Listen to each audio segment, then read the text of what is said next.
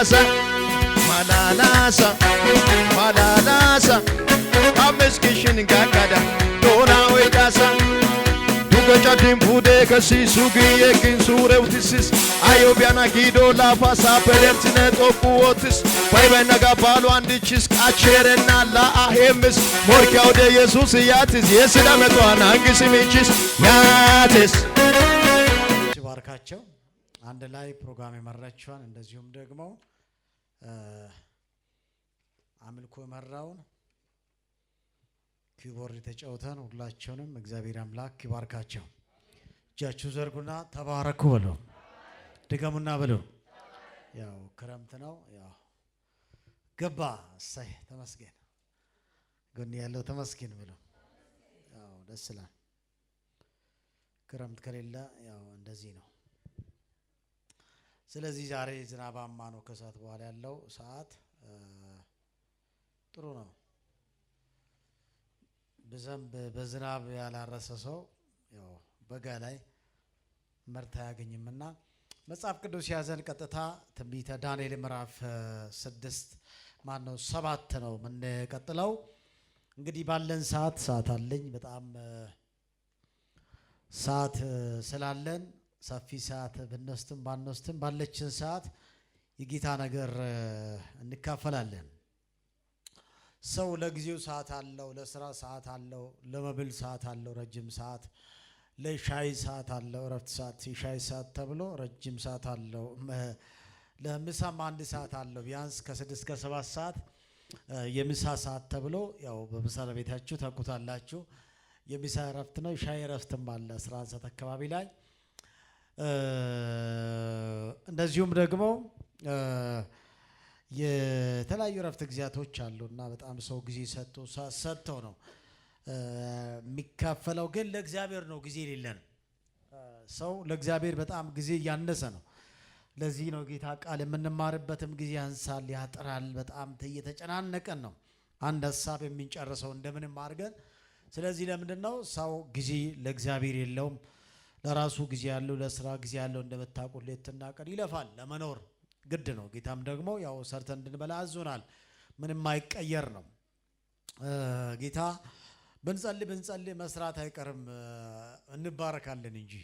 ስለዚህ ጌታ ደግሞ የራሱ የወሰነ ስራ ነው። ሰርታ አግኝ ሰርታ ብለህ ኖር ያለው ይላብን የወዝ እንጀራ ትበላለህ አፈርናና ወደ አፈር እስክትመለስ ድረስ እስከዛ ትበላለህ የተባለው ያው ግድ ነው። ሰርተን እንበላለን።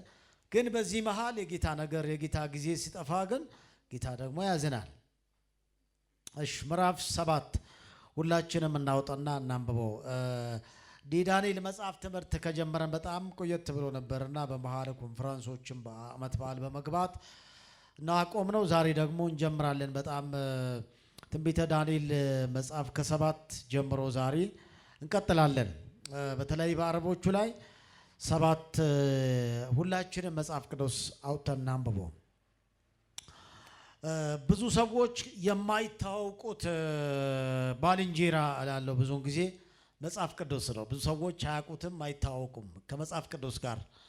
ሰባኮችም አብዛኛው ሰባኮች እንደውም ታዋቂ ሰባኮች ጭምር የሚሰብኳቸው ጥቅሶች የተወሰኑ ናቸው። በጣም ጥቂት ጥቅሶች ነው አብዛኛው ጊዜ የሚወሰደው ማለት ነው። ለምን ካልን ሰው ማንበብ አይወድም። ረጅም ሰዓት ከመጽሐፍ ቅዱስ ጋር ማሳለፍ ስለማይወድ ሸክም ይሆንባቸዋል። ረጅም ሰዓት ሰጥተው ማጥናት፣ ማንበብ፣ ርዕስ ማዘጋጀት፣ ከዛ ሐሳብ ማውጣት፣ ታሪኩን ማገላበጥ፣ ታሪካዊ ዳራ ማጥናቱ ስለሚከብድ ሰውም የሚፈልገው እዛ ውስጥ አትክተተኝ ስለሚል ሰው ቀጥታ ምን ይለዋል? የተወሰኑ የምታውቁ ጥቅሶች አሉ። እነዛን ፒክ አድርገው ካለበት ጠቅሶ ያው ይሄዳል ማለት ነው። ስለዚህ ብዙዎች ማንታወቀው መጽሐፍ የዳንኤል መጽሐፍ ብዙን ጊዜ ብዙዎች አንታወቅም፣ አናውቅም። በጣም ማንበብም ይከብዳል። እስከ ምዕራፍ 3 እናነባለን፣ ምዕራፍ 6 እንሰብካለን። ከ7 በኋላ ያለው ነገር በመንካትም ራሱ ይከብዳል። ይሄንን ግን እንጀምራለን ቀስ እያልን። ምዕራፍ 7 ከአንድ እንጀምር። በባቢሎን ንጉሥ በብልጣሶር በመጀመሪያው ዓመት ዳንኤል በአልጋ ላይ ሕልምንና ራእይ የራሱን ራእይ አየ። ከዚያም በኋላ ሕልሙንና ፍቺውን ጻፈው፣ ዋነኛውን ነገር ተናገረ። ዳንኤልም ተናገረ እንዲህም አለ፣ በሌሊት በራእይ አየሁ፣ እነሆ 4 የሰማይ ነፋሳት በታላቁ ባህር ላይ ሲጋጭ ነበር። 4ም ታላላቅ አራዊት ከባህር ወጡ፣ እያንዳንዲቱም ልዩ ልዩ ነበረችና የመጀመሪቱ አንበሳ ትመስል ነበር፣ የንስር ክንፍ ነበራት። ክንፎቿም ከእርሷ እስኪነቀሉ ድረስ አይ ነበር። ከምድር ከፍ ከፍ ተደረገች፣ እንደ ሰውም በሁለት እግር አንድ እንድትቆም ተደረገች። የሰውም ልብ ተሰጣት። እነሆ ሁለተኛይቱ ድብ የምትመስል ሌላ አውሬ ነበረች፣ በአንድ ወገን ቆመች። 3 የጎድን አጥንቶች አቆመች። 3 የጎድን አጥንቶች አፏ ውስጥ በጥርሷ መካከል ነበሩ። እንደዚህም ተነስተሽ እጅግ ስጋ ቢ ተባለላት። ከዚያም በኋላ እነሆ ነብር የምትመስል በጀልባዋ ላይ 4 የወፍ ክንፎች የነበሯት ሌላ አውሬ አየሁ። ለአውሬቱም 4 ራሶች ነበሯት፣ ግዛትም ተሰጣት። ከዛም በኋላ በሌሊት ራእይ አየሁ፣ እነሆ የምታስፈራ የምታስደነግጥ እጅግ የበረተች ታላላቅም ብረት ጥርሶች የነበሯት 4ተኛ አውሬ ነበረች። ትበላና ታደቅቅ ነበር፣ የቀራውን በእግሮቿ ትረግጥ ነበር። ከእርሷም በፊት ከነበሩ አራዊት ሁሉ የተለየች ነበረች። 10 ቀንዶችም ነበሯት። ቀንዶችም ተመለከትሁ፣ እነሆ በመካከላቸው ሌላ ትንሽ ቀንድ ወጣ። በፊቱም ከቀደሙ ቀንዶች 3 ተነቃቀሉ። እነሆም በዚያው ቀንድ እንዳለ ሰው ዓይኖች ነበሩ፣ ዓይኖችም በትዕቢት የምናገር አፍ ነበሯት እያለ ይቀጥላል። ዛሬ ምዕራፍ 7 እንግዲህ ስታነቡ አውሬ አውሬ አውሬ እያለ ነው። አዳራ የሚለው ምንድን ነው? የአውሬ መንፈስ ወጋው እንዳትለው። ስለዚህ የአውሬ መንፈስ ማይወጋ እና ማይወጋ ነው እና ስለዚህ ስለ አውሬዎቹ ነብር ምናምን እያለ የሚቀጥለው ግን እንመለከታለን። ስትመለከቱ በጣም ተወዱታላችሁ። ቀለል ባለ መልኩ አቀርባለሁና ስለዚህ የቀስ ባለ መንፈስ የዚህ የዳንኤል መጽሐፍ ምዕራፍ 7 እንግዲህ ዳንኤል መጽሐፍ በሁለት ክፍል ነው የሚከፈለው። የመጀመሪያ ክፍል ከምዕራፍ 1 እስከ 6 ያለው ታሪክ ነው። አብዛኛውን ጊዜ ታሪክ ነው የምናነበው እና በእርግጥ በውስጡ ላይ ጥቂት ትንቢቶች አሉት። ለምሳሌ ምዕራፍ 2 ላይ ንጉሱ ያየው ህልም አለ፣ ያው ትንቢታዊ ነው። ምዕራፍ 4ም እንደዚሁ። ምዕራፍ 5ም ላይ ደግሞ መኒ ትቅል ፋርስ ብሎ ደግሞ ዳንኤል የተረጎመለት በብልጣሶር ላይ ተፈጸመው እንደዚህ ትንቢቶች ቢኖሩም ግን አብዛኞቹ ከምዕራፍ 1 ጀምሮ እስከ ምዕራፍ 6 ድረስ ታሪክ ነው። አሜን በለው። አሜን ባያስብልም ምንድነው? ታሪክ ነው አብዛኛው። በተለይ የምታድጉ ትውልድ መጽሐፍ ቅዱስ የምታጠኑ ለዚህ ብታነቡ ይጠቅማቸዋል። ታሪክ ነው በአብዛኛው። ከዛ ምዕራፍ ከ7 ጀምሮ እስከ 12 ድረስ ያለው ደግሞ ትንቢት ነው። የዳንኤል መጽሐፍ ምን አልኳችሁ? ከምዕራፍ 7 ጀምሮ እስከ 12 ነው። የዳንኤል መጽሐፍ ጠቅላላ 12 ነው። ከ7 ምዕራፍ ጀምሮ እስከ 12 ያለው ምን አልኳችሁ? ትንቢት ነው እና ትንቢታዊ ነው፣ ትንቢት ነው። ስለዚህ ይህን ነው የምንመለከተው። ያው ይሄ ትንቢት ለእኛ ታሪክ ነው የሚሆነው፣ ለነሱ ትንቢት ነው። ተፈጽመዋል። አብዛኞቹ ያልተፈጸሙም አለው። እንግዲህ ትንቢት ስናገር ትንቢት ነው። ትንቢቱ ደግሞ እውነተኛ ሆኖ ከተፈጸመ ምን ይሆናል? ታሪክ ይሆናል። ልብ በሉ። የሆነ ትንቢት ነበረ፣ ተነገረ። ያ የተነገረው ትንቢት ደግሞ ሲፈጸም ምን ይሆናል? ታሪክ ነው የሚሆነው። ስለዚህ ለምሳሌ ጌታችን ኢየሱስ ክርስቶስ ወደዚህ ምድር እንደሚመጣ በቤተልሔም እንደሚወለድ ትንቢት ነበረው። ከተፈጸመ በኋላስ ምንድነው? ታሪክ ነው። በቃ እንዲሆነ ሆነ እንዲሆነ ማለት ስለዚህ ታሪክ ነው የሚሆነው። ስለዚህ ዳንኤል መጽሐፍ ስለዚህ ዳንኤል ከምዕራፍ 7 እስከ 12 ባሉ ክፍሎች ላይ ያያቸው 4 ዋና ዋና ራእዮች ናቸውና 4 ናቸው። አራቱም የት ይገኛል ብላችሁ ካላችሁ አሁን በምንመለከተው ምዕራፍ 7 ላይ ራእይ አሁን ያያቸው ራእዮች አሉ። ምዕራፍ 8 ላይ ሶስተኛ ምዕራፍ 9 ላይ ያያቸው ራእዮች እንዲሁም ያየው ራእይ እንዲሁም ደግሞ ምዕራፍ 10 እስከ ምዕራፍ 10 እስከ 12 ባሉ ክፍሎች ላይ ያያቸው 4 ራእዮች እነዚህን ተራ በተራ ቀስ በቀስ እንመለከታቸዋለን ማለት ነው። ጊዜውንም ስናገር የመጀመሪያ ምዕራፍ 7 ላይ ያለው ራእይ ያየበትን ጊዜ ስናገር በብልጣሶር ዘመን በመጀመሪያ ዓመት ይለዋል። ሁለተኛውን ራእይ ያየበትን ዘመን ደግሞ ስናገር በብልጣሶር ዘመን ሆነው በሁለተኛ ዓመቱ በተሾመው በተመረጠው በሁለተኛ ዓመቱ ይላል። ሶስተኛው ምዕራፍ 9 ላይ ያለውን ያየበት በዳሪዮስ ዘመነ መንግስት ነው። አራተኛውን ከምዕራፍ 10 እስከ 12 ያለው ያየበት ጊዜ ስመለክ በቂሮስ ዘመነ መንግስት ነው ያያቸው። እነዚህ ራእዮች ነው ያያቸው። ወደዚህ ራእዮች ወደ ምዕራፍ 7 ላይ ዛሬ የተወሰኑ ቁጥሮችን አንብበን የተወሰኑ ነጥቦችን አንስተን ነበረ የምንጨርሰው። ያው ምዕራፍ 7ን ዛሬ አንጨርስም። እንግዲህ ዳንኤል ያያቸው በብልጣሶር በመጀመሪያ ዓመት ይላል። ምን ይላል ሲጀምር? በባቢሎን ንጉሥ በብልጣሶር በመጀመሪያ ዓመት ዳንኤል በአልጋ ላይ ህልምንና ራእይን ምን አረገ ይላል? አየ ይላል። ምንና ምንን? ህልምንና ራእይን። እንግዲህ እዚህ ጋር ሁለት ነገር አለው። ምን አለው? ህልም አለው። ቀጥሎስ ራእይ አለው። እዚህም ጋር ደግሞ ያው መለየት ያስፈልጋል። ብዙውን ጊዜ ህልምንም ራእይን እንላለን፣ ራእይንም ህልምን እንላለን። ተኝታችሁ የምታዩት ነገር በሙሉ ህልም ራእይ ሳይሆን ህልም ነው። ደህና ናችሁ? ማታ ራእይ አየሁት በሉ፣ ህልም አየሁ ነው ማለት አለባችሁ።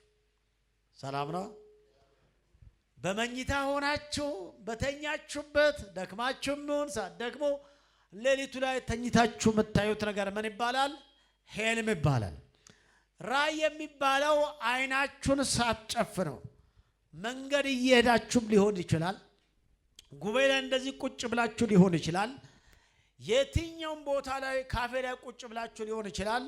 በተመስጦ ውስጥ ሆናችሁ የምታዩት ነው ራእይ የሚባለው። አሜን ነው። ያው እሱ ሁለቱ እንድትለዩ በፈልጌ ነው።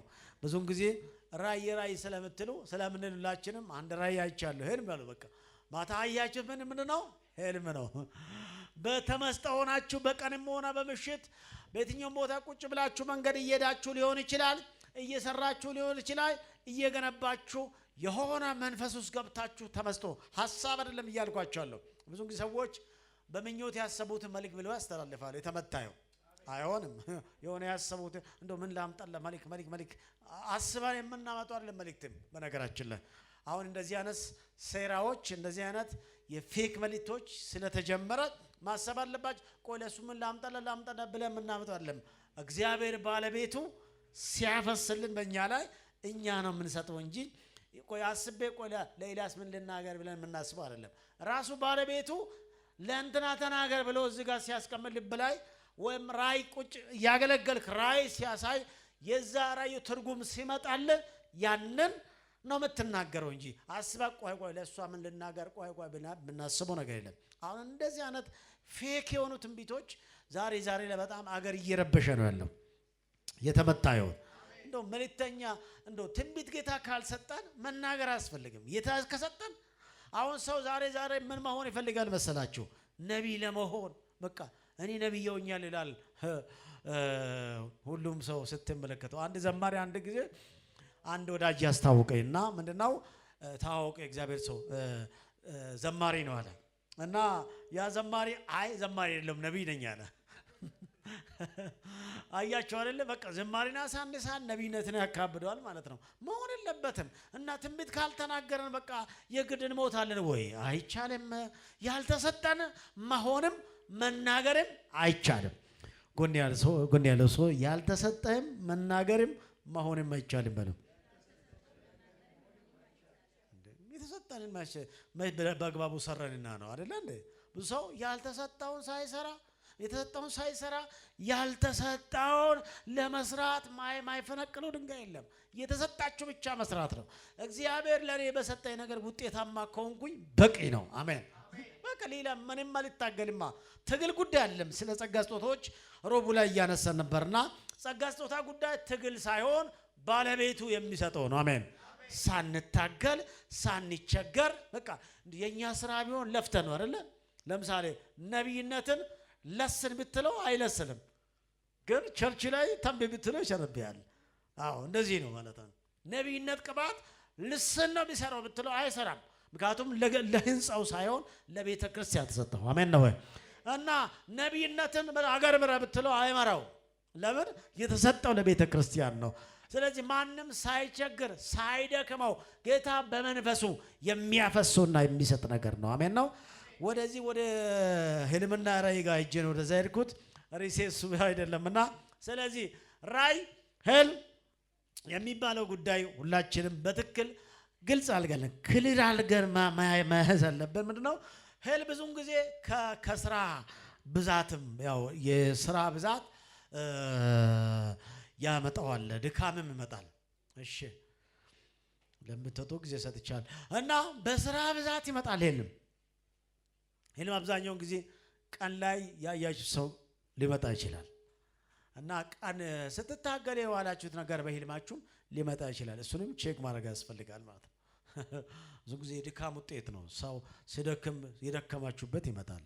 እሱንም ቼክ ማድረግ ያስፈልጋል። ጌታ በእውነት ተናግሮኛል ወይ? በእርግጥ እግዚአብሔር ከምናገርባቸው መንገዶች አንዱ ህልም ነው፣ ራእይ ነው። ራእይና ህልም ልዩነቱን ካያችሁ በቂ ነው። ወደዚህ ወደ ዳንኤል መጽሐፍ እንዴት ዳንኤል ራእይን አየው እንደነገርኳችሁ በብልጣሶን በመጀመሪያ ዓመት ነው። በዚህ መነሻነት ጊዜው በ552 ዓመት ያለም ሊሆን እንደሚችል መገመት ይቻላል።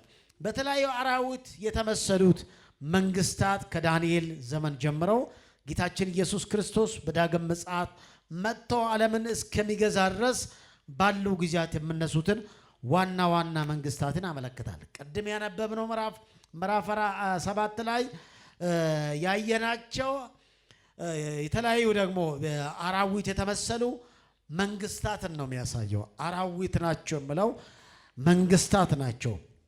ኃይልም በእናንተ ላይ አየው፣ አንበሳ አየው፣ ነብር አየው፣ እንዲህ አይነት አየው የምላቸው በእርግጥ በሚቀጥለው በዝርዝር እንመለከታቸዋል። ዛሬ ግን የዚህ ጠቅለል አድርጌ መግቢያ ነው የሚያነሳላችሁ ምዕራፍ 7 ማለት ነው። ስለዚህ እነዚህ ዳንኤል ያያቸው አራዊት የተመሰሉት መንግስታት ከዳንኤል ዘመን ጀምረው ጌታችን ኢየሱስ ክርስቶስ በዳግም ምጽአቱ መጥተው ዓለምን እስከሚገዛ ድረስ ባሉ ጊዜያት የምነሱ የአሕዛብ ነገስታቶችን የሚያመለክት ነው። እነዚህ አራዊቶቹ የምለው በአራዊት የተመሰለው የአሕዛብ መንግስታትን ጌታችን ኢየሱስ እስኪመጣ ድረስ ባሉ ጊዜ ላይ እስከሚገዛ ድረስ የምነሱትን ዋና ዋና መንግስታትን የሚያሳዩ ናቸው። ስለማጽፉ ያው እንደዚሁ በጆሮአችሁ ብትሰሙ ይጠቅማችኋለሽ። ዳንኤል ያያቸው ራእይ በነቡከደነጾር በምዕራፍ 2 ላይ በህልም ካየው ምስል ጋር ተመሳሳይነት አለው። እዛ ጋር ዳንኤል ማነው ምዕራፍ 2 ላይ ነቡከደነጾር ያያቸው ህልሞች ማዕድናትን ነው። ለምሳሌ የመጀመሪያው ለማስታወስ አይደል የመጀመሪያው ወርቅ፣ ሁለተኛው ብር፣ ሶስተኛው ናስ፣ አራተኛው ብረት ነው ያየው ነቡከደነጾር። አሁን ደግሞ የዚህ ምዕራፍ 7 ላይ ዳንኤል ያያቸው ራእዮች ህልሞች ደግሞ ከዚህ ከንጉሱ ካያቸው ማዕድናት ጋር ደግሞ ተመሳሳይ ናቸው። እዛ ጋር ማዕድናት እንዳያያቸው ንጉሱ፣ እዚህ ጋር ይሄኛው ደግሞ አራዊቶችን ያያቸው አውሬዎችን። እግዚአብሔር አውሬውንም ያሳያል፣ ሲያሳይ ግን ፍቺውንም ይሰጣል ማለት ነው። ስለዚህ እነዚህ ማዕድናት ናቸው ያየው ሰውዬ። እንደው ለምሳሌ የወርቁ ምስል ራሱ እንደሆነ ዳንኤል ተርጉሞለታል። አሁን ይሄኛው ምዕራፍ 7 ላይ ደግሞ ዳንኤል ራሱ ነው ያየው እና ዳንኤል እስከ ምዕራፍ 5 ድረስ ሲፈታላቸው ህልም ሲተረጉምላቸው ነበር ይኖረው። ግን በዚህኛው ላይ ደግሞ ራሱ ያየው ነው። ግን ተመሳሳይ ናቸው። እዛ ጋር ንጉሡ ናቡከደነፆር ያያቸው ማዕድናት ናቸው። ይሄኛው ግን አራዊት ናቸው፣ ግን ተመሳሳይ ናቸው። ትርጉሙ ላይ እያንዳንዱን ስንመለከት ደግሞ በደንብ አድርገው እንደሚገባችሁ እርግጠኛ ነኝ አላችሁ። ስለዚህ እነዚህ ሁሉ በአራዊት የተመሰሉ መንግስታት ናቸው። እንዲያቸው ተወሰነ ጥቦች። ስለዚህ ምዕራፍ እነዚህ መንግስታት እነማን እንደሆኑ ባይገለጽም ምዕራፍ 2 እና ምዕራፍ 8 ሐሳብ በመነሳት ማንነታቸውን ልንረዳ እንችላለን። በዚህ ምዕራፍ 7 ውስጥ በአራዊት የተመሰሉት የዓለም መንግስታት በክፋት የተሞሉ አንዳቸው ሌላቸውን ለማጥፋት የምነሱ አንዱ ከሌላ ጋር ክፋት እየጨመሩ የሚሄዱና መንግስታቸውም ጊዜያዊ የሆነ እንደሆነ እንመለከታለን። እዚህ ጋር በጣም በአራዊት የተመሰለው የዓለም መንግስታት በክፋት እየተሞሉ አንዳቸው ሌላቸውን ለመጣል አንዳቸው ሌላቸውን አፍርሶ ለመሄድ አሁን እንደምታዩ ማለት ነው። አሁን ስትቃኙ ዓለም ላይ ያለው እንደዛ እኮ ነው። አንዱ አንዱን ጥሎ ለመሄድ አሁን የአሜሪካና የኢራን ታዩላላችሁ፣ ሌሎችም ታዩታላችሁ። ዓለም አንዱ አንዱን ጥሎ ለመሄድ አንዱ አንዱን አሸንፎ ለመሄድ ገርሶ ለመሄድ እንደሚደረግ እንደዛው ነው። ክፋታቸው አንዳቸው ሌላውን ለማጥፋት የምነሱ አንዱ ከሌላ ከክፋት እየጨመረ የሚሄድና መንግስታቸውም ጊዜያዊ እየሆነ እንደሚሄድ ነው የሚያሳየው። ጊዜያዊ ናቸው። ሆኖም ግን ደስ የሚል ምንድን ነው? እነዚህ በክፋትም ተነሱ በኃይል ተነሱም፣ ግን ጊዜያዊ ናቸው። አሜን። ከዚህ ግን የሚበልጥ አለ አንድ። ሃሌሉያ! ለዘላለም የሚኖር እነዚህ ምንድን ናቸው? ጊዜያዊ ናቸው። እንደውም በዳንኤል ዘመን ነበሩ ነው እንጂ አሁን ያለው አይደለም፣ አልፈዋል። አሁን ያለውም ያልፋል። የማያልፈው ግን የዘላለም መንግስት አለው፣ የእግዚአብሔር መንግስት። ሃሌሉያ! ይሄ ነው ትልቁ። አሜን። የሰው መንግስት ይሻራል፣ ያልፋል፣ አንዱ ባንዱ ይተካል። የእግዚአብሔር መንግስት ግን በማንም አይተካም። ሃሌሉያ! ይሄ በጣም ደስ ሊያሰኘን የሚገባ ጉዳይ ነው። እነዚህ የምነሱ አንዱ ከሌላው በክፋት እየጨመሩ የሚሄዱና መንግስታቸውም ጊዜያዊ የሆነ ነው። ምዕራፍ የሚያሳየን እነዚህ በአራዊት የተመሰሉትንና በክፋት የተሞሉትን መንግስታት ብቻም ሳይሆን የማይጠፋውን በሌሎች መንግስታት የማይተካውን ለዘመናት በዙፋኑ ተቀምጦ የሚኖረውን ዘላለማዊ የእግዚአብሔር መንግስት ጭምር ነው። አሜን። እንደው በጣም ደስ የሚለው ምዕራፍ 7 ላይ ቁጥር 13 እንመለከታቸው። ምን ይላል? ምዕራፍ 7 13 እንደዚህ ይላል። ስለዚህ ዳንኤል መጽሐፍ ሙሉ ስለምናጠና እያንዳንዱ ምላችሁን ቃላቶች ለመያዝ ሞክሩ። 13ኛ ቁጥር ላይ በሌሊት ራእይ ያየው፣ እነሆ የሰው ልጅ የሚመስል ከሰማይ ደመናት ጋር መጣ፣ በዘመናት ወደ ሸመገለውም ደረሰ ይላል። እችኛው በዘመናት ወደ ሸመገለው ምን ሆነ ይላል? ደረሰ ይላል። 13ኛ ቁጥር ምንድን ነው ብለው? በሌሊት ራእይ ያየው፣ እነሆ የሰው ልጅ የሚመስል። እችም የሰው ልጅ የሚመስለው ወንጌላት ላይ በብዛት ተጠቅሷል። የሰው ልጅ የጠፋውን ሊፈልግ መጥቷል። የሰው ልጅ እንደዚህ የሚለው ምንመለከተው ጌታችን ኢየሱስ ክርስቶስን የሚያመለክት ነው። አሜን ነው። በዘመናት ተሸመገለው የሚለው እንግዲህ ያረጀውን የሆነ ሽማግሌ እያሳየ አይደለም ያለው። የማይጠፋውን በሌሎች መንግስታት የማይተካውን ለዘመናት በዙፋኑ ተቀምጠው የሚኖረውን ዘላለማዊ የእግዚአብሔር መንግስት ነው የሚያሳየው። አሜን። እግዚአብሔር በዘመናት የሸመገለ ነው። አሜን። ይሄ ማለት በማንም ሳይተካ። አሁን እኛ ሀገር እንኳን እኛ ብዙ አላየንም፣ ብዙ መንግስታት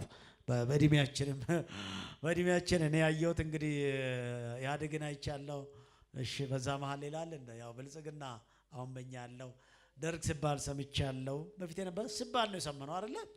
ሁላችንም ምናልባት ትልልቅ እናቶች ካላችሁም በዛ ደርግን ካያችሁ ከዛ በፊት የነበረው በብዛት ያያችሁ አይደላችሁም በብዛት እያምናለሁ።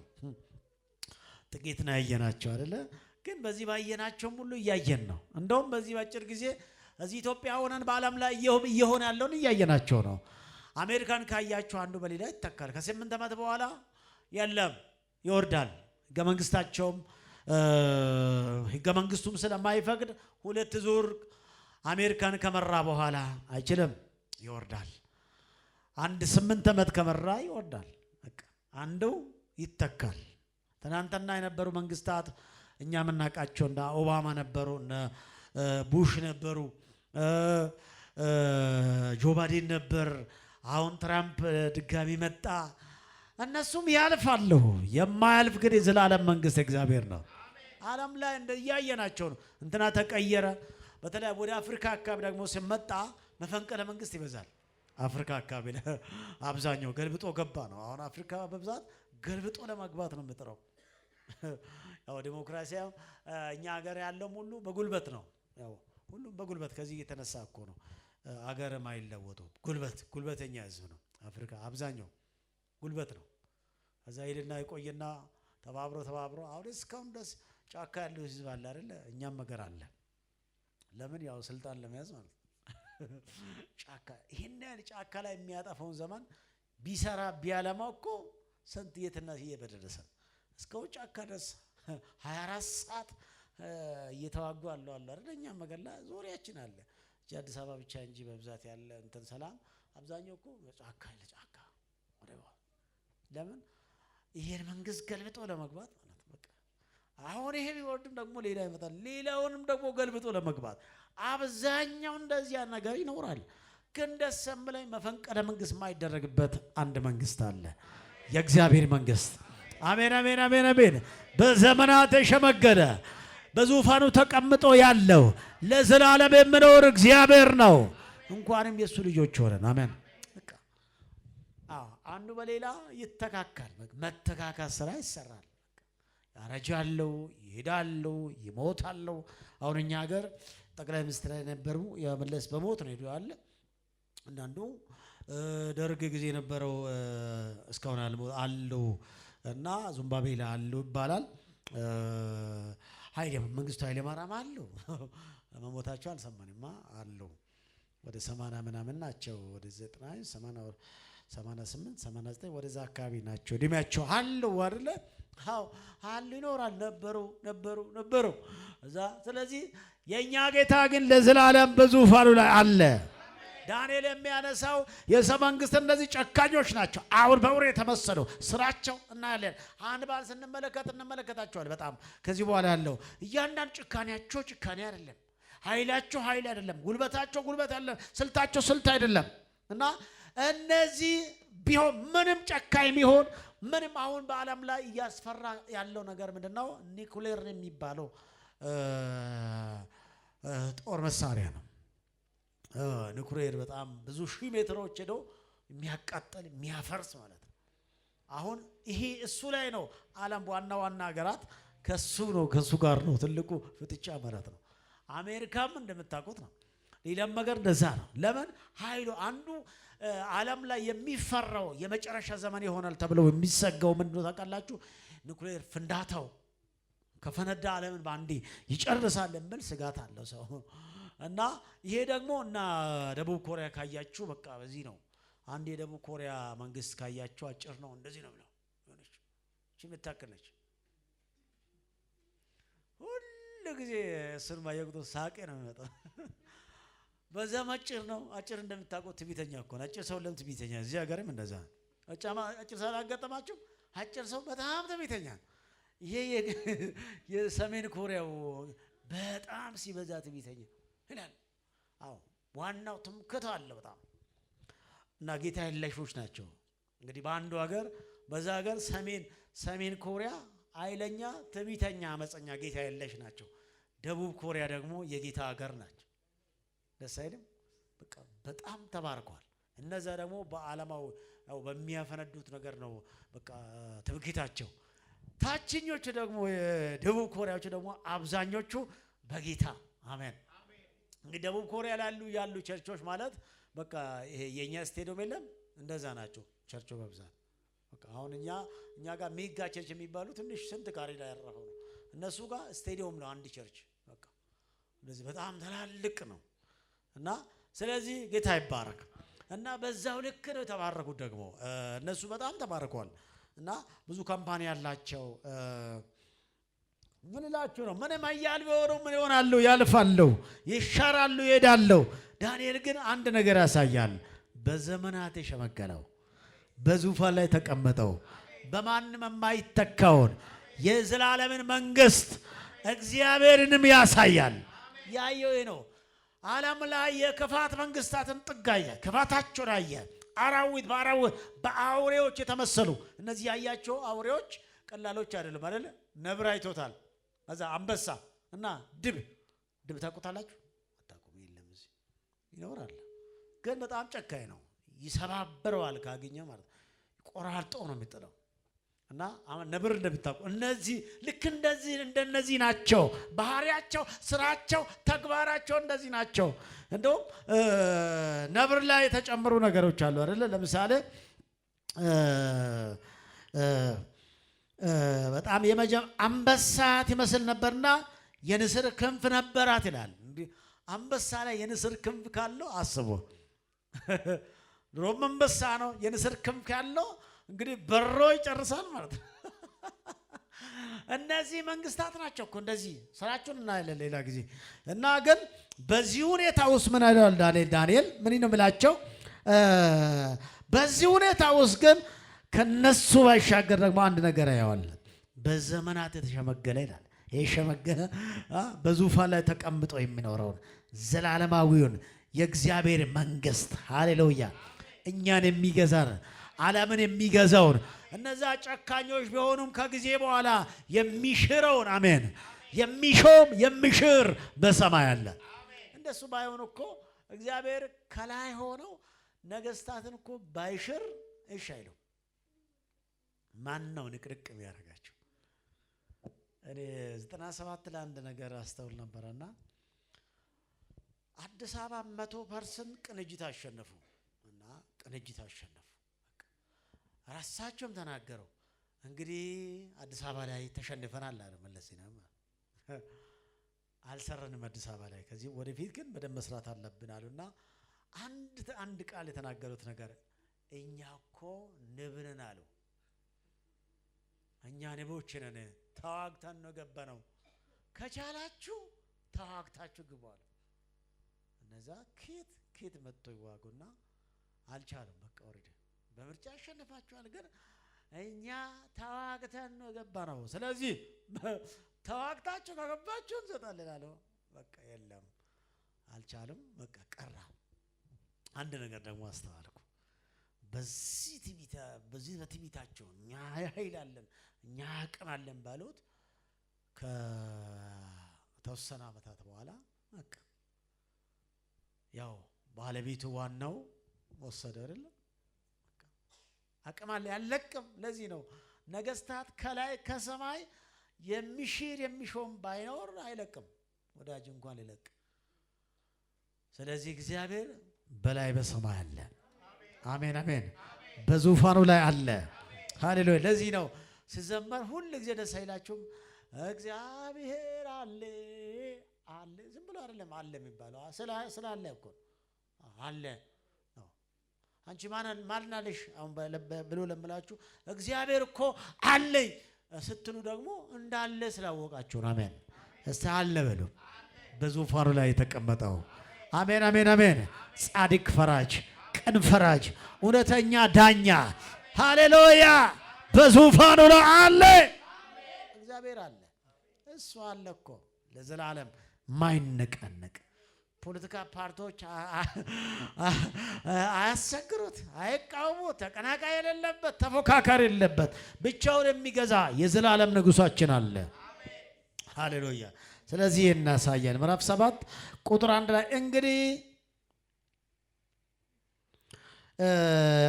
በዚህ መጽሐፍ ላይ ያው ያየናቸው በጣም ተወሰነ ነገር ልበላችሁና ልጨርስ። ምንድነው ቁጥር በዚህ በቁጥር 1 አካባቢ ላይ ምን ይለዋል? እስቲ እናንብብና ልጨርስ ነው። የራሱን ራእይ ያየ ከዛም በኋላ ህልሙን ጻፈ፣ ዋነኛውም ነገር ተናገረ ይላል። ዳንኤል ዋናው ነው ወሳኝ ሁሉን እያንዳንዱ ነገር በመጽሐፍ ቅዱሳችን ላይ ሁሉም ነገር አልተጻፈም። ወሳኝ ዋና ነገሮች ነው የተጻፈው። ለትምህርት የሚሆን እንጂ እያንዳንዱ ድርጊት፣ እያንዳንዱ አሰራር፣ እያንዳንዱ ነገር ቢጻፍበት መጽሐፉ አይችልም። ግን ዋና ዋና ዳንኤልም እኮ ዋነኛውን ነገር ጻፈው ተናገረ። ዳንኤል ተናገረ እንዲህም እነሆ 4 የሰማይ ነፋሳት በታላቁ ባህር ይጋጩ ነበር ይላል። እነሱም ብቻ ተናገረ የጨረስ አጭር ደቂቃ። ባህር እንግዲህ እዚህ ጋር ባህር የሚል ቃል አለ አይደለ? ባህር ዓለምን ወይም የዓለምን ሕዝብ የሚወክል ነው። እሺ እዚህ ጋር ባህር ሲባል ዓለምን ወይም የዓለምን ሕዝብ ይወክላል። ባህር የሚለው ስታነቡ ዓለምን ወይም የዓለምን ሕዝብ ነው የሚወክለው። እና ቀጥሎስ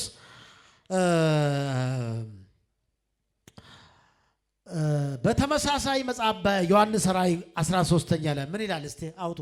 ዮሐንስ ራእይ 13 ላይ ስለ አውሬ ነው የምናገረው አይደለ? ዮሐንስ ራእይ 13ኛ ላይ እስቲ ቶሎ ብላችሁ አውጡና እሱን አንብበን። ባህር ዓለምን ወይም የዓለምን ሕዝብ የሚወክል ነው። እስቲ ምን ይላል በእናንተ ጮክ ብሎ የሚያነብ? አዎ አንድ አውሬ ከባህር ሲወጣ አየው። 10 ቀንዶችና 7 ራሶች ነበሩ። አዎ እቺን ብቻ ይበቃዋል።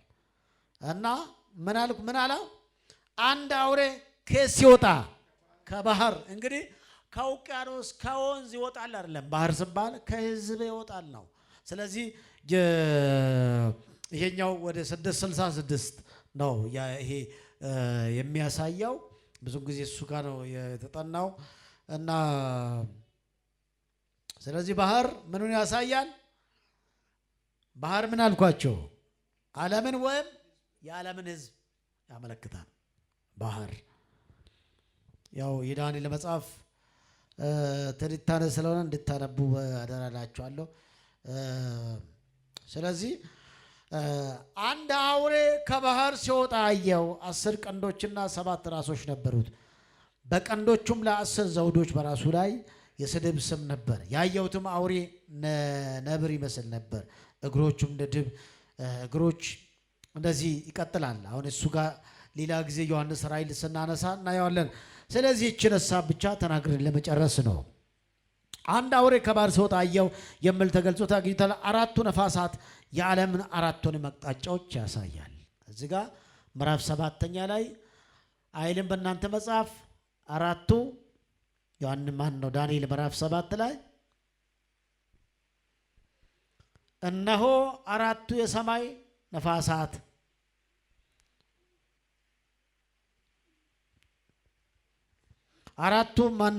አራቱ ነፋሳት የዓለምን 4ቱን አቅጣጫዎች የሚያመለክቱ ናቸው።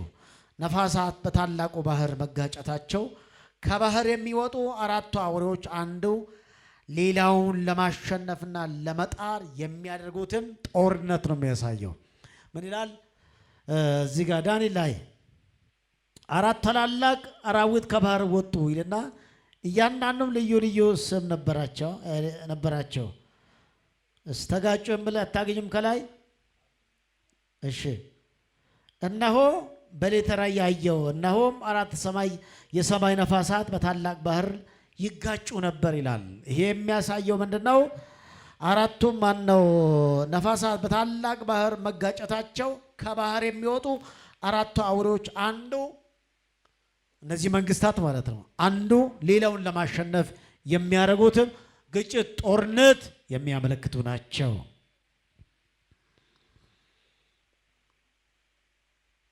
ለማሸነፍ ለመጣር አንዱን ጥለው ለማለፍ የሚያደርጉት ጦርነት ነው። ይህን ለማድረግ የሚወስዱት ኃይል እርምጃ በምዕራፍ ውስጥ የተለያዩ መንገዶች ተገልጿል።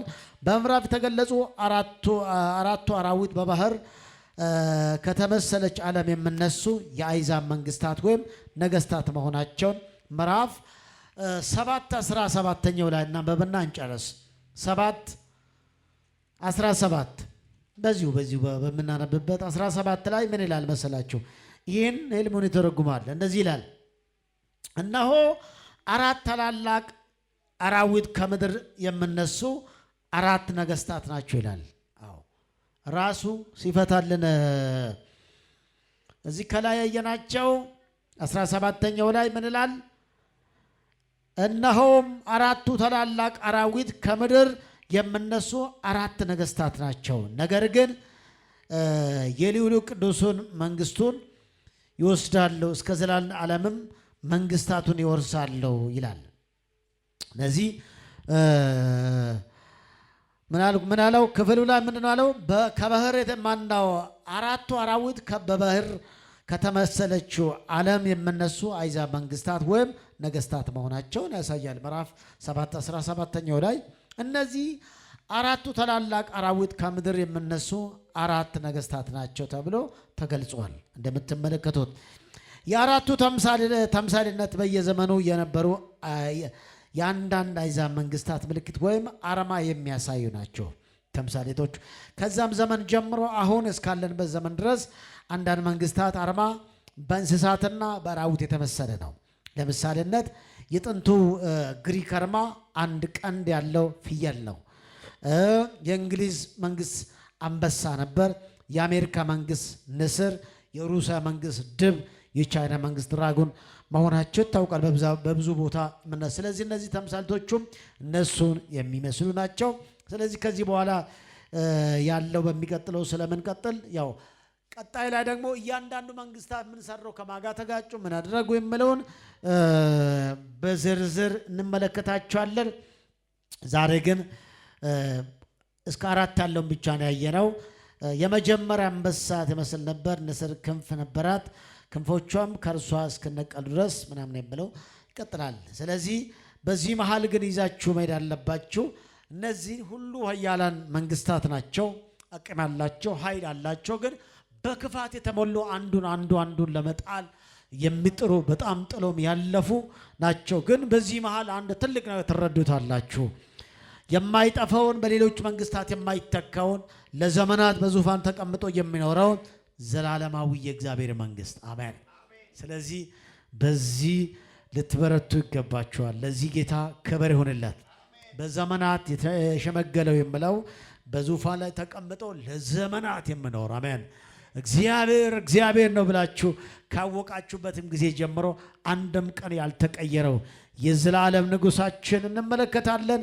ክብር ለአምላካችን ለእግዚአብሔር ይሆን። ለጌታ ጨብጭቡለት። ሃሌሉያ። ስለዚህ እግዚአብሔር ትልቅ ነው። ዳንኤል በእነዚህ በነገስታት ዘመን ላይ በእነዚህ በክፉ በአውሬ በተመሰሉ አራዊት በተመሰሉ ነገስታት ዘመን ላይ ያየው እነዚህን ሁሉ አያቸው። ጌታ ያሳየው ግን በዚህ መሃል አንድ ነገር አያ። ምንም ኃይለኞች ቢሆኑ ሲሻሩ፣ ምንም ጉልበት ቢኖራቸው አቅም ቢኖራቸው በእነዚህ በዝርዝር እንመለከታለን ወደፊት እና ረጅም ጊዜ ገዙ ነበሩ፣ አጭር ጊዜ ገዙ ነበሩ፣ ኃይለኞች ነበሩ። ነገር ግን ሁሉም አለፉ፣ ሁሉም ተሻሩ። እግዚአብሔር ግን ለዘላለም በዙፋኑ ላይ አለ። ባላችሁበት ቁሙና አጭር ጸሎት ጸልያን እንድትሄዱ። ሃሌሉያ። ኢየሱስ የተባረከ ይሆን። ዛሬም ለዘላለም በዙፋኑ ላይ ለከበረው ለንጉሳችን ለአምላካችን ክብር ይሁንለት። ይህን ማሰብ አለባችሁ። ትልቁ ነገር ነገስታት ይሾማሉ፣ ይሻራሉ። ጨካኞች ናቸው፣ ገዳዮች ናቸው፣ አንዱን አፍርሶ የሚሄዱ ናቸው፣ አንዱ ለአንዱ ማይራሩ ናቸው። በጣም ከባድ ባህሪ ያላቸው ነበሩ። ነገር ግን ሁሉም አለፉ። እግዚአብሔር ግን ለዘላለም አለ። ሃሌሉያ። ክብር ለስም ይሆን። እናመሰግንሃለን። አንተ እግዚአብሔር ለዘላለም በዙፋን ላይ ጸንተ ያለ። ሃሌሉያ። መጽሐፍ ስናገር ኢየሱስ ክርስቶስ ትናንትናም ዛሬ እስከ ለዘላለም ያው ነው። ሃሌሉያ። ጌታ ሆይ ተባረክ። እስቲን ጌታ መስግኑ። ሃሌሉያ። እንግዲህ የምታመልኩት አምላክ የሆነ ሰው ያቆመው የሆነው ሰው የቀረጸው የሆነው በወርቅና በብር የተለበጠ ሳይሆን ለዘላለም የሚኖር በዙፋን ላይ ተቀምጦ ያለውን አምላካችን ነው። ስሙ ለዘላለም የተባረከ ይሆን። እናመሰግንሃለን። ክብር ለስም ይሆን። ሃሌሉያ። አንተ እግዚአብሔር በዙፋን ላይ አለ። የእግዚአብሔር ሰው ዕንባቆም እንደዚህ አለ፣ ተከራከረ ከእግዚአብሔር ጋር። ፍትህ ለምን ይጠፋል? ፍርድ ለምን ይዛባል? ፍትህ ለምን ይዛባል? እውነተኛ ፍትህ በምን ላይ ለምን ይጠፋል? ለምን ይዛባል ብለው ካለ በኋላ አንድ ነገር ግን ተረዳ። ያ ምንድነው? እግዚአብሔር በተቀደሰው መቅደሱ አለ። እስቲ አለ በሉ። ቀኝ እጃችሁን ከፍ አድርጉና እግዚአብሔር በተቀደሰ መቅደሱ አለ በሉ። እስቲ አለ በሉ። እግዚአብሔር አለ፣ ከኔ ጋርም አለ፣ ከአንቺ ጋር አለ፣ ከሁላችንም ጋር አለ። የማይጥል አለ፣ የማይረሳ አለ። ሁል ጊዜ እግዚአብሔር አለ። በማደሪያው ላይ በዙፋኑ ላይ በከፍታ ላይ በመንበሩ ላይ አለ የሚሰማ የሚያይ አለ የሚሰማ የሚያይ አለ አለ የሚፈውስ የሚያይ አለ የሚረዳ አይጓደልም ልማድ እሰዋለሁኝ ለወደ ሞላም አልሞላ ነገሩ እግዚአብሔር አለ በማ አይቋረጥም ልማድ እሰዋለሁኝ ለወደ ሞላም አልሞላ ነገሩ እግዚአብሔር አለ በመንበሩ በማደሪያ ላይ በዙፋኑ ላይ በመንበሩ ላይ በከፍታ ላይ አለ በሉ ውስጥ የሚሰማ የሚያይ አለ የሚሰማ አለ አለ የሚፈውስ የሚያይ አለ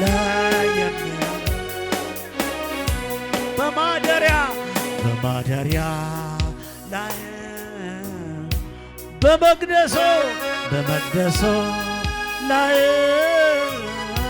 በዙፋኑ ላይ በመንበሩ ላይ አለ በሎ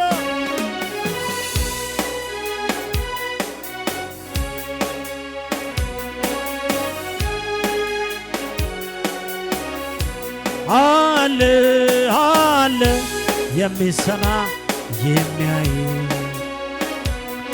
አለ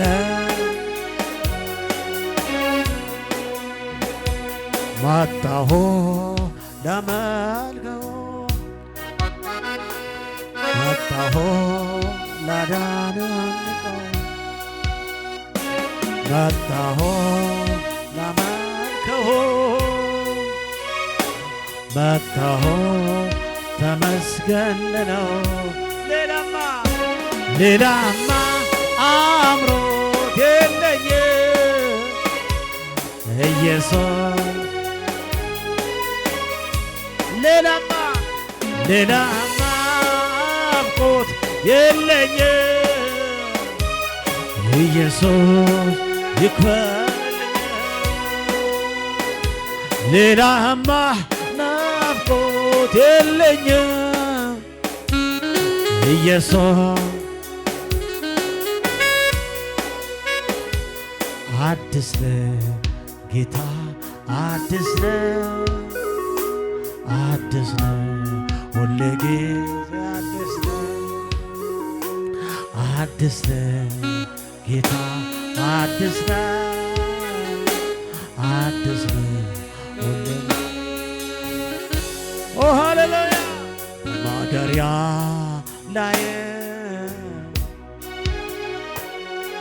መቅደሱ ላይ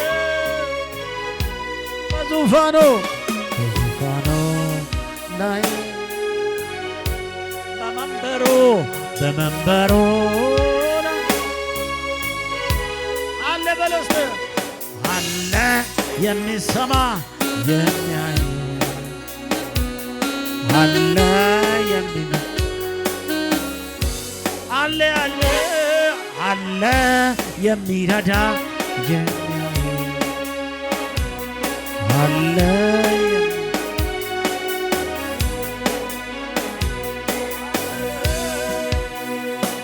በተዘጋ ቤቶስ ገብተሃል ሰላም ለኔ ሰጥተሃል ችግርን የረሳሁበት ልናሰ እስኪ ላምልክ በተዘጋ ቤቶስ ገብተሃል ለኔ ሰጥተሃል ችግርን የረሳሁበት ልናሰ እስኪ ላምልክ በተዘጋ ቤቶስ ገብተሃል ሰላም ለኔ ሰጥተሃል ችግርን የረሳሁበት ልናሰ እስኪ ላምልክ በተዘጋ ቤቱ ገብተሃል ለኔ ሰጥተሃል ችግርን የረሳሁበት እስኪ ላምልክ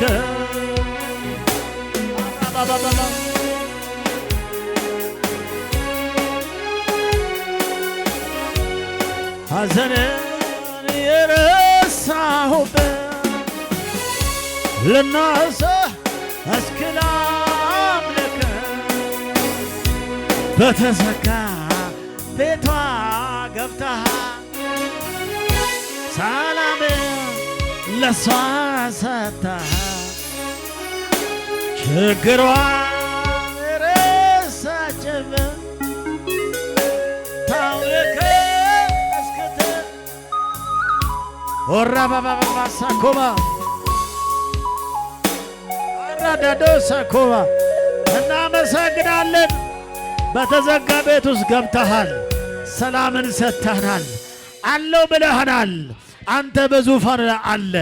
ስም የተባረከ ይሁን። አራራራራ ሃሌሉያ። ችግራችን ረሰንብህ ሐዘናችንን ሃሌሉያ። መዋያዬ ቅድስታ ቅዱሳ ማደሪያዬ ቅድስታ ቅዱሳን ችግሬን የረሳሁብህ ይዤ ወጥቼ ያላፈርኩብህ ለቅሶዬን የረሳሁብህ ይዤ ወጥቼ ያላፈርኩብህ መዋያዬ ቅድስታ ቅዱሳ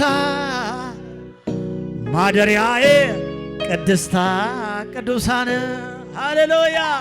መዋያዬ ቅድስታ ቅዱሳ ማደሪያዬ ቅድስታ ቅዱሳን ለቅሶዬን የረሳሁብህ